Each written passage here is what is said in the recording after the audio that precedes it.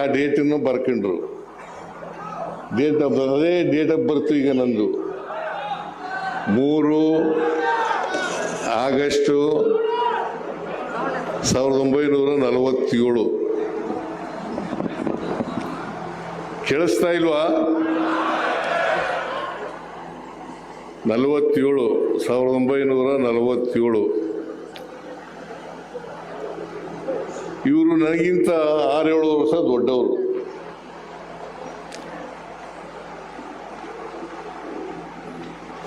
ನಾವು ಎಂಥ ರಾಜಕಾರಣಿಯನ್ನು ಕಳ್ಕೊಂಡಿದ್ದೀವಿ ಅಂತಂದರೆ, ಒಬ್ಬ ಸಜ್ಜನ ರಾಜಕಾರಣಿ, ಅಜಾತ ಶತ್ರು ಅಂತಕ್ಕಂಥದ್ದನ್ನು ಅವರ ಜೀವನದ ಉದ್ದಕ್ಕೂ ಕೂಡ MP ಪ್ರಕಾಶ್ ಅವರು ಮಾಡ್ಕೊಂಡು ಬಂದಿದ್ದರು ಅಂತಕ್ಕಂಥದ್ದನ್ನು ತಮಗೆ ತಿಳಿಸ್ಲಿಕ್ಕೆ ಬಯಸ್ತಾ ಇದ್ದೇನೆ. ನಮಗೆ ಯಾವುದೇ ಸಮಸ್ಯೆ ಎದುರಾದಾಗ, ನನಗಿಂತ ಮುಂಚಿತವಾಗಿ ಮಂತ್ರಿ ಆಗಿದ್ದರು ಇವರು. 83ರಲ್ಲಿ ನಾನು ಅವರು ಒಟ್ಟಿಗೆ ಶಾಸಕರಾದರೂ ಕೂಡ ಇಲ್ಲ, ಅದು ಆ ಕಡೆ ತಿರುಗಿದ್ರಿಂದ ಬರ್ತಾ ಇಲ್ಲ. MP ಪ್ರಕಾಶ್ ಅವರು ನಾವು ಒಟ್ಟಿಗೆ MLA ಆದರು. ಅವರು ಅದಕ್ಕಿಂತ ಮುಂಚಿತವಾಗಿ ಒಂದ್ಸಾರಿ ನಿಂತಿದ್ರು. 78ರಲ್ಲಿ ಶಾಸಕರಾಗಿದ್ದರು. 78 ಅವರು ಚುನಾವಣೆ ನಿಂತಿದ್ದದು. 1978ರಲ್ಲಿ ಜನತಾ ಪಾರ್ಟಿ ಅಭ್ಯರ್ಥಿಯಾಗಿದ್ದರು. ಆಗ ನಾನು ಜನತಾ ಪಾರ್ಟಿನಲ್ಲೇ ಇದ್ದೆ. ನಾನು ಟಿಕೆಟ್ ಕೇಳದೆ ಕೊಡಲಿಲ್ಲ. ನನಗೆ MP ಪ್ರಕಾಶ್ಗೆ ಟಿಕೆಟ್ ಸಿಕ್ತು. ಅವರು ಆ ಸಾರಿ ಸೋತರು. 83ರಲ್ಲಿ ಗೆದ್ದರು. ನಾನು 83ರಲ್ಲಿ ನನಗೂ 83ರಲ್ಲೂ ಟಿಕೆಟ್ ಕೊಡಲಿಲ್ಲ. ಮತ್ತೆ ನಾನು ಇಂಡಿಪೆಂಡೆಂಟಾಗಿ ನಿಂತ್ಕೊಂಡೆ. ಆಮೇಲೆ ಆರ್ಸ್ ಬಂದೆ. ಜೊತೆಯಲ್ಲಿ ಇಬ್ಬರು ಕೂಡ ಶಾಸನಸಭೆಗೆ ಬಂದು. ಅದಕ್ಕಿಂತ ಮೊದಲು ಜನತಾ ಪಾರ್ಟಿ ಆಗೋದಕ್ಕಿಂತ ಮುಂಚಿತವಾಗಿ MP ಪ್ರಕಾಶ್ ಅವರು ಸೋಷಲಿಸ್ಟ್ ಪಾರ್ಟಿನಲ್ಲಿದ್ದರು.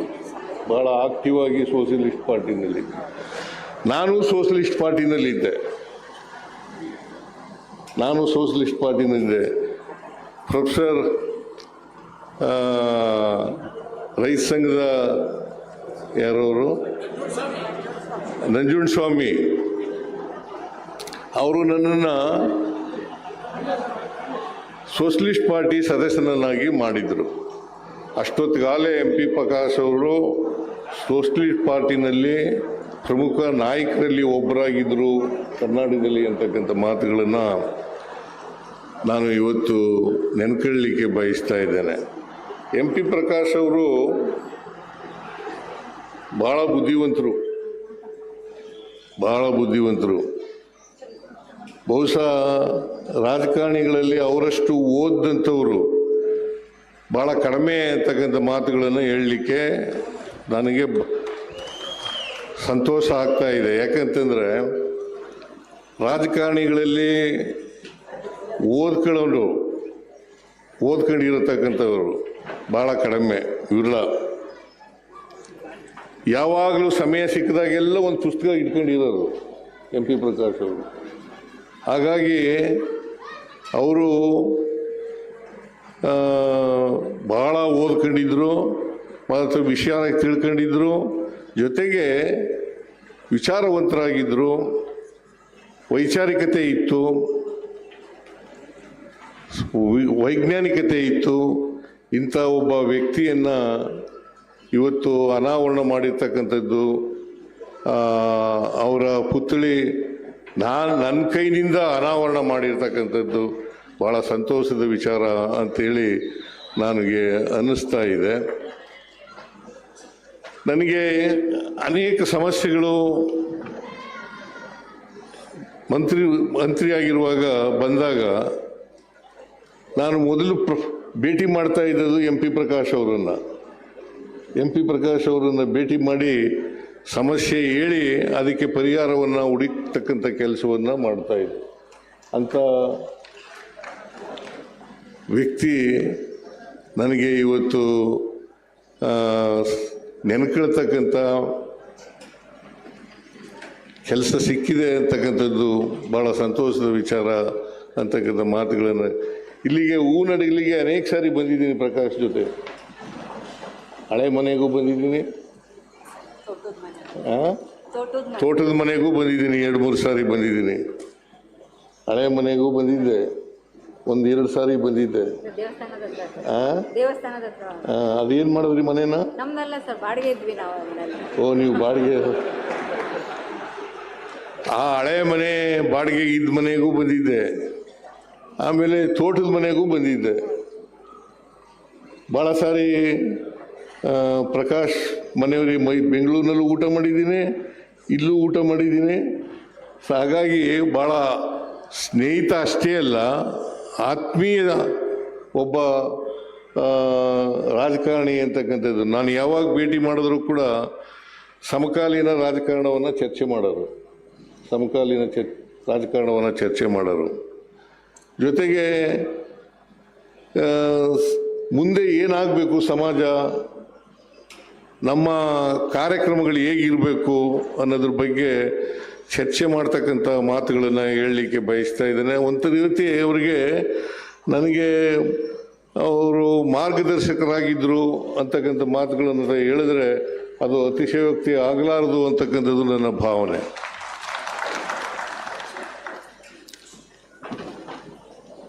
ಅವರು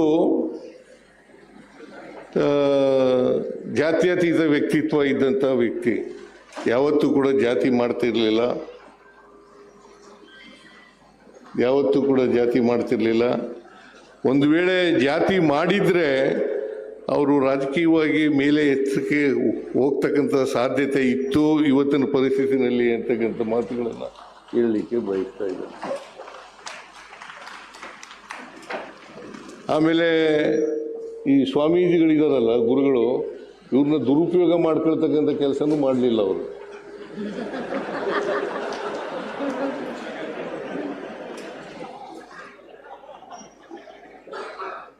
ಒಂದು ವೇಳೆ ಜಾತಿ ಮಾಡಿದರೆ ಗುರುಗಳನ್ನು ದುರುಪಯೋಗ ಮಾಡ್ಕೊಂಡಿದ್ರೆ ಅವರು ಇನ್ನೂ ರಾಜಕೀಯವಾಗಿ ಎತ್ತರಕ್ಕೆ ಬೆಳೀತಕ್ಕಂಥ ಸಾಧ್ಯತೆ ಇತ್ತು ಅಂತಕ್ಕಂಥದ್ದನ್ನು ಇವತ್ತು ಹೇಳಬೇಕಾಗ್ತದೆ. ಅವರು ಕನ್ನಡ ಮತ್ತು ಸಂಸ್ಕೃತಿ ಇಲಾಖೆ ಸಚಿವರು, ನಾನು ಹಣಕಾಸಿನ ಮಂತ್ರಿ. ದೇವೇಗೌಡರು ಮುಖ್ಯಮಂತ್ರಿ ಆಗಿರುವಾಗ ನಾನು ಹಣಕಾಸಿನ ಮಂತ್ರಿ. ಇವರು ನೀನೇನು ಇದ್ದದಾಗ ಲೀಲಾವತಿ ಕನ್ನಡ ಮತ್ತು ಸಂಸ್ಕೃತಿ ಅವರಾದ್ಮೇಲೆ ಇವರಾದದ್ದು. ಅದು ನಿಜ, ಅದು ಮಾತು ನೀವು ಹೇಳಿದ್ದು. ಲೀಲಾವತಿ ಅವರು ನನ್ನ ನಂತರ ಕನ್ನಡ ಮತ್ತು ಸಂಸ್ಕೃತಿ ಇಲಾಖೆ ಸಚಿವರಾಗಬೇಕು ಅಂತಂದರೆ ಲೀಲಾವತಿನೇ ಆಗಬೇಕು ಅಂತೇಳಿ ಹೇಳಿದಂಥ ಮಾತುಗಳು ಇವತ್ತು ಕೂಡ ಹಸಿರಾಗಿ ಉಳಿದಿದೆ ಅಂತಕ್ಕಂಥ ಮಾತುಗಳನ್ನು ಈ ಸಂದರ್ಭದಲ್ಲಿ ತಿಳಿಸಲಿಕ್ಕೆ ಬಯಸ್ತಾ ಇದ್ದೇನೆ. ಅವರು MP ಪ್ರಕಾಶ್ ಅವರು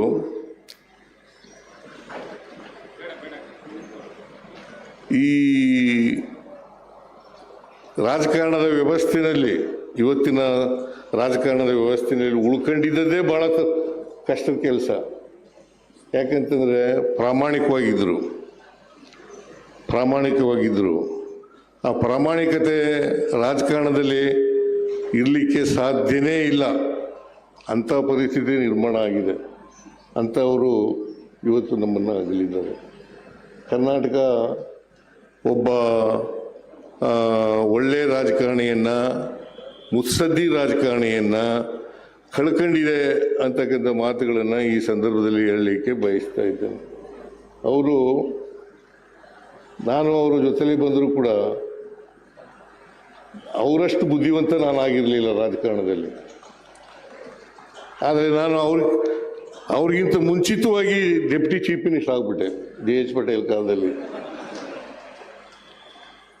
ಪಟೇಲ್ ಕಾಲದಲ್ಲಿ ಅವ್ರಿಗಿಂತ ಮುಂಚಿತವಾಗಿ ಡೆಪ್ಟಿ ಚೀಫ್ ಮಿನಿಸ್ಟರ್ ಆದೆ. ಅವರು ಆಗಲಿಲ್ಲ, ಅವ್ರು ಮಂತ್ರಿ ಆಗಿದ್ದರು ಆಗ. ಬಟ್ ಆದರೂ ಕೂಡ ನನಗಿಂತ ಹಿರಿಯರು ಮುತ್ಸದ್ದಿಗಳು, ರಾಜಕಾರಣದಲ್ಲಿ ಅನೇಕ ವಿಚಾರಗಳನ್ನು ತಿಳ್ಕೊಂಡಿದ್ದಂಥ ವ್ಯಕ್ತಿ ಅಂತಕ್ಕಂಥ ಮಾತುಗಳನ್ನು ಹೇಳಲಿಕ್ಕೆ ಬಯಸ್ತಾ ಇದ್ದೇನೆ. ಜೊತೆಗೆ ಸಾಮಾಜಿಕ ನ್ಯಾಯದಲ್ಲಿ ನಂಬಿಕೆ ಇಟ್ಕೊಂಡಿದ್ದಂಥವ್ರು, ಜೊತೆಗೆ ಸಿದ್ಧಾಂತದಲ್ಲಿ ಬದ್ಧತೆ ಇದ್ದಂಥವ್ರು. ಯಾವತ್ತೂ ಕೂಡ ಅವರು ಸಿದ್ಧಾಂತವನ್ನು ನಂಬ್ಕೊಂಡಿದ್ದಾರೆ, ಆ ಸಿದ್ಧಾಂತದ ವಿರುದ್ಧವಾಗಿ ನಡ್ಕೊಂಡಿರ್ತಕ್ಕಂಥ ನಿದರ್ಶನ ಇರಲಿಲ್ಲ. ಅವರು ಕಾಯಿಲೆ ಆಗಿತ್ತು, ಕ್ಯಾನ್ಸರ್ ಬಂದಿತ್ತು ಪಾಪ. ನಾನು ಮನೆಗೆ ಹೋಗಿದ್ದೆ ಅವ್ರು ನೋಡಲಿಕ್ಕೆ. ನನಗೆ ಯಾಕೆಂತಾರೆ ಇಷ್ಟೊಂದು ಒಳ್ಳೆ ಮನುಷ್ಯ, ಇಷ್ಟೊಂದು ಒಳ್ಳೆ ಗುಣ ಇದ್ದಂಥ ವ್ಯಕ್ತಿ, ಒಳ್ಳೆ ವ್ಯಕ್ತಿತ್ವ ಇದ್ದಂಥ ವ್ಯಕ್ತಿ ಯಾವತ್ತೂ ಕೂಡ ಸಿಗರೇಟ್ ಸೇರ್ತಿರ್ಲಿಲ್ಲ, ಕುಡಿತಿರ್ಲಿಲ್ಲ, ಮಾಂಸ ತಿಂತಿರ್ಲಿಲ್ಲ. ಆದರೂ ಕೂಡ ಕ್ಯಾನ್ಸರ್ ಬಂತು ಅಂತಂದರೆ ಆಶ್ಚರ್ಯ. 15 ದಿನ ಅವ್ರು ಸಾಯೋದಕ್ಕಿಂತ 15 ದಿನ ಮುಂಚಿತವಾಗಿ ನಾನು ಅವರು ಒಟ್ಟಿಗೆ ಸೇರಿ ಎಂಥ ಹೋಟ್ಲದು, ಜನಾರ್ದನ ಹೋಟ್ಲು, ದೋಸೆ ತಿಂದಿದ್ದು ಒಟ್ಟಿಗೆ. 15 ದಿನ ಮುಂಚಿತವಾಗಿ ದೋಸೆ ತಿಂದಿದ್ದು ನಾನು. ಬಟ್ ಇಷ್ಟು ಜಲ್ದಿ ಸಾಯ್ತಾರೆ ಅಂತ ಗೊತ್ತೇ ಇರಲಿಲ್ಲ ನನಗೆ. ಆಮೇಲೆ MP ಪ್ರಕಾಶ್ ಅವರು ಕಾಲವಾಗಿದ್ದಾರೆ ಅಂತಂದಾಗ ನನಗೆ ನಂಬಲಿಕ್ಕೆ ಸಾಧ್ಯ ಆಗಲಿಲ್ಲ. ಅಂಥ ವ್ಯಕ್ತಿಯನ್ನು ಇವತ್ತು ನಾನು ಕಳ್ಕೊಂಡಿದ್ದೇನೆ. ನನಗೆ ಅಪಾರವಾಗಿ ನಷ್ಟ ಆಗಿದೆ ಅಂತಕ್ಕಂಥ ಮಾತುಗಳನ್ನು ಹೇಳಲಿಕ್ಕೆ ಬಯಸ್ತಾ ಇದ್ದೇನೆ. ಜೊತೆಗೆ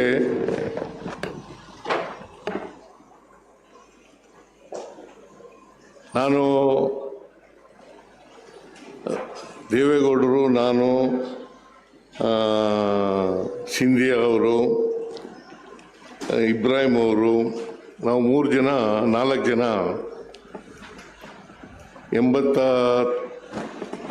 94ರಲ್ಲಿ ಏನೋ ಕಾಣಿಸುತ್ತೆ, 2004ರಲ್ಲಿ ನಾವೆಲ್ಲ ಜನತಾದಳ ಎಸ್ನಲ್ಲಿ ಇದ್ದವು. ಮಂತ್ರಿಮಂಡಲ ಮಾಡಬೇಕಾಗಿತ್ತು.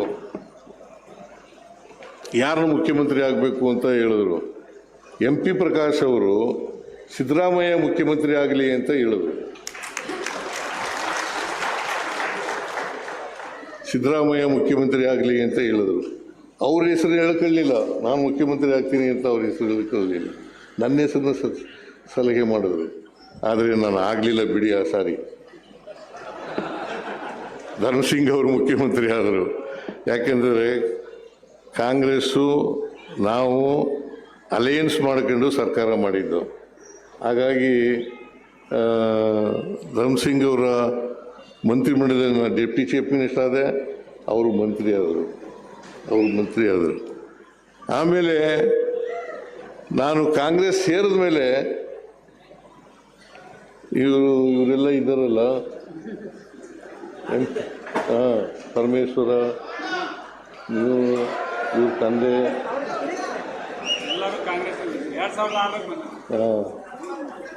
ಆಮೇಲೆ ಇವನು ಯಾರು, ಲಾಡ್, ಇವರೆಲ್ಲ ಕಾಂಗ್ರೆಸ್ಗೆ ಹೋದರು. ನಾನು ಹೋಗಲಿಲ್ಲ. ಜನತಾ ದಳ ಎಸ್ನಲ್ಲೇ ಇದ್ದೆ. ಇವ್ರು ಆದಮೇಲೆ ನನ್ನನ್ನು ಎಕ್ಸ್ಪೆಲ್ ಮಾಡಿಬಿಟ್ರು ಪಾರ್ಟಿಯಿಂದ. ರಾಮಕೃಷ್ಣ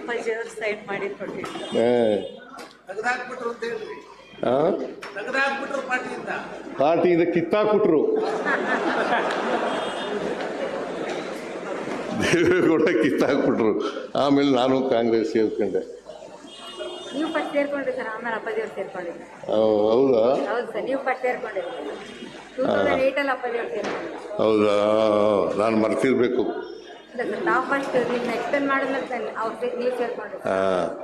ನಾನು ಅಹಿಂದ ಸಂಘಟನೆ ಮಾಡ್ತಾ ಇದ್ದೆ.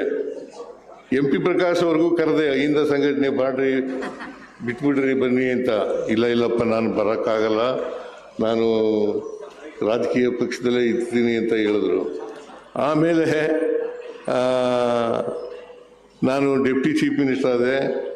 ಆಮೇಲೆ ನಾನು ಬಂದಮೇಲೆ ಇವರು ಕುಮಾರಸ್ವಾಮಿ ಮುಖ್ಯಮಂತ್ರಿ ಆದರು. ಅಲ್ಲಿ ಡೆಪ್ಟಿ ಚೀಫ್ ಮಿನಿಸ್ಟರ್ ಆದರು. ಒಂದು MP ಪ್ರಕಾಶ್ ಅವರ ವಿಶೇಷವಾದಂಥ ಗುಣ ಏನಪ್ಪ ಇದು ಅಂತಂದರೆ, ಎಲ್ಲ ಇಲಾಖೆಗಳಿಗೂ ಉತ್ತರ ಅವರೇ ಕೊಡ್ತಾ ಇದ್ರು.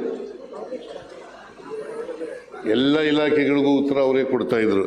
ಅಷ್ಟರ ಮಟ್ಟಿಗೆ ಒಬ್ಬ ಹೆಚ್ಚು ವಿಚಾರ ತಿಳ್ಕೊಂಡಿದ್ದಂಥ, ಆಡಳಿತ ತಿಳ್ಕೊಂಡಿದ್ದಂಥ, ಎಲ್ಲ ಇಲಾಖೆಗಳ ಬಗ್ಗೆ ಗಮನ ಕೊಟ್ಟಿದ್ದಂಥ ವ್ಯಕ್ತಿ MP ಪ್ರಕಾಶ್ ಅವರು ಅಂತಕ್ಕಂಥದ್ದನ್ನು ಇವತ್ತು ನೆನ್ಕೋಬೇಕಾಗ್ತದೆ, ಸ್ಮರಿಸ್ಕೋಬೇಕಾಗ್ತದೆ ಅಂತಕ್ಕಂಥ ಮಾತುಗಳನ್ನು ಹೇಳಲಿಕ್ಕೆ ಬಯಸ್ತಾ ಇದ್ದೇನೆ.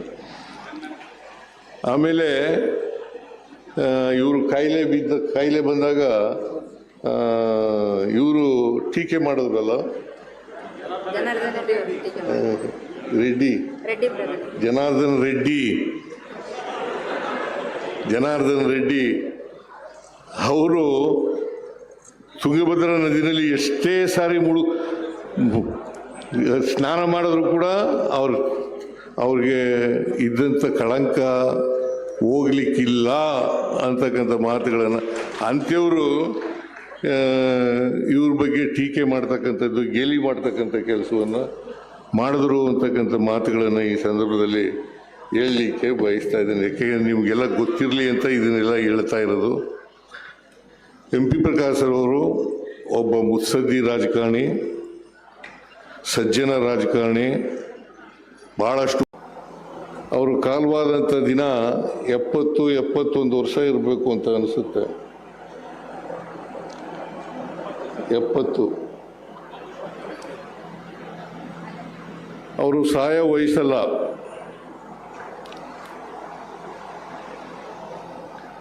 ಆದರೂ ಕೂಡ ನಮ್ಮನ್ನೆಲ್ಲ ಅಗಲಿದ್ರು ಅವರು.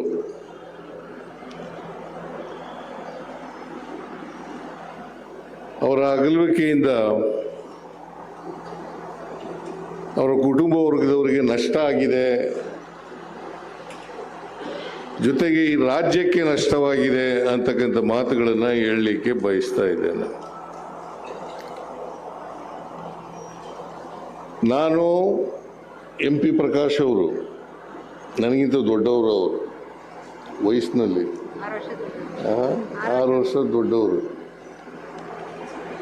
ನನಗೀಗ ಮುಂದಿನ ತಿಂಗಳು 3ನೇ ತಾರೀಕಾದರೆ 79 ತುಂಬುತ್ತದೆ. ಅದು ಕರೆಕ್ಟ್ ಡೇಟ್ ಆಫ್ ಬರ್ತ್ ಅಲ್ಲ, ಮೇಷ್ಟ್ರು ಬರ್ಕೊಂಡಿರೋ ಡೇಟ್ ಆಫ್ ಬರ್ತ್ ಅದು. ಯಾಕೆಂತಂದರೆ ನಾನು 5ನೇ ತರಗತಿಗೆ ನೇರವಾಗಿ ಸೇರ್ಕೊಂಡದ್ರಿಂದ ನಮ್ಮ ತಂದೆ ತಾಯಿಗಳು ಅವಿದ್ಯಾವಂತರಾದ್ದರಿಂದ ನನ್ನ ಡೇಟ್ ಆಫ್ ಬರ್ತು ಇಲ್ಲ, ನನಗೂ ಗೊತ್ತಿಲ್ಲ, ನಮ್ಮ ತಂದೆ ತಾಯಿಗಳಿಗೂ ಗೊತ್ತಿಲ್ಲ, ಮೇಷ್ಟ್ರಿಗೂ ಗೊತ್ತಿರಲಿಲ್ಲ.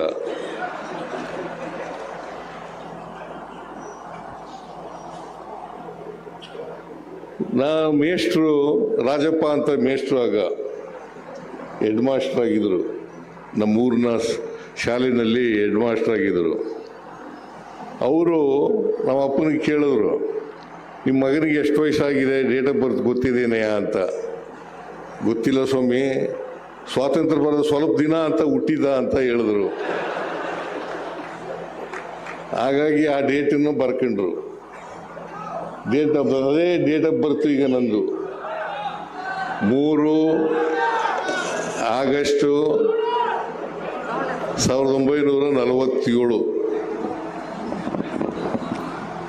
ಕೇಳಿಸ್ತಾ ಇಲ್ವಾ? 1947. ಇವರು ನನಗಿಂತ 6-7 ವರ್ಷ ದೊಡ್ಡವರು.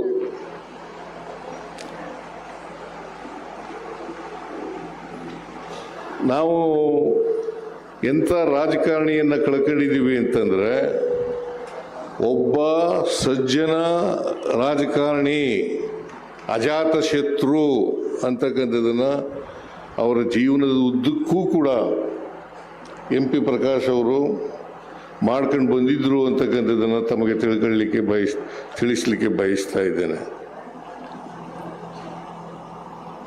ನಮಗೆ ಯಾವುದೇ ಸಮಸ್ಯೆ ಎದುರಾದಾಗ, ನನಗಿಂತ ಮುಂಚಿತವಾಗಿ ಮಂತ್ರಿ ಆಗಿದ್ದರು ಇವರು. 83ರಲ್ಲಿ ನಾನು ಅವರು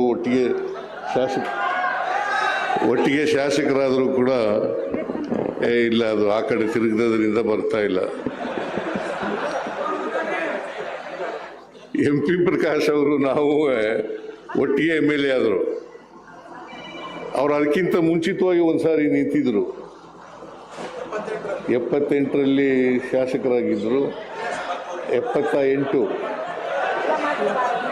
ಅವರು ಚುನಾವಣೆ ನಿಂತಿದ್ದದು. 1978ರಲ್ಲಿ ಜನತಾ ಪಾರ್ಟಿ ಅಭ್ಯರ್ಥಿಯಾಗಿದ್ದರು. ಆಗ ನಾನು ಜನತಾ ಪಾರ್ಟಿನಲ್ಲೇ ಇದ್ದೆ. ನಾನು ಟಿಕೆಟ್ ಕೇಳದೆ ಕೊಡಲಿಲ್ಲ. ನನಗೆ MP ಪ್ರಕಾಶ್ಗೆ ಟಿಕೆಟ್ ಸಿಕ್ತು. ಅವರು ಆ ಸಾರಿ ಸೋತರು. 83ರಲ್ಲಿ ಗೆದ್ದರು. ನಾನು 83ರಲ್ಲಿ ನನಗೂ 83ರಲ್ಲೂ ಟಿಕೆಟ್ ಕೊಡಲಿಲ್ಲ. ಮತ್ತೆ ನಾನು ಇಂಡಿಪೆಂಡೆಂಟಾಗಿ ನಿಂತ್ಕೊಂಡೆ. ಆಮೇಲೆ ಆರ್ಸ್ ಬಂದೆ. ಜೊತೆಯಲ್ಲಿ ಇಬ್ಬರು ಕೂಡ ಶಾಸನಸಭೆಗೆ ಬಂದವು. ಅದಕ್ಕಿಂತ ಮೊದಲು ಜನತಾ ಪಾರ್ಟಿ ಆಗೋದಕ್ಕಿಂತ ಮುಂಚಿತವಾಗಿ MP ಪ್ರಕಾಶ್ ಅವರು ಸೋಷಲಿಸ್ಟ್ ಪಾರ್ಟಿನಲ್ಲಿದ್ದರು. ಭಾಳ ಆಕ್ಟಿವ್ ಆಗಿ ಸೋಷಲಿಸ್ಟ್ ಪಾರ್ಟಿನಲ್ಲಿ. ನಾನು ಸೋಷಲಿಸ್ಟ್ ಪಾರ್ಟಿನಲ್ಲಿದ್ದೆ. ಪ್ರೊಫೆಸರ್ ರೈತ ಸಂಘದ ಯಾರವರು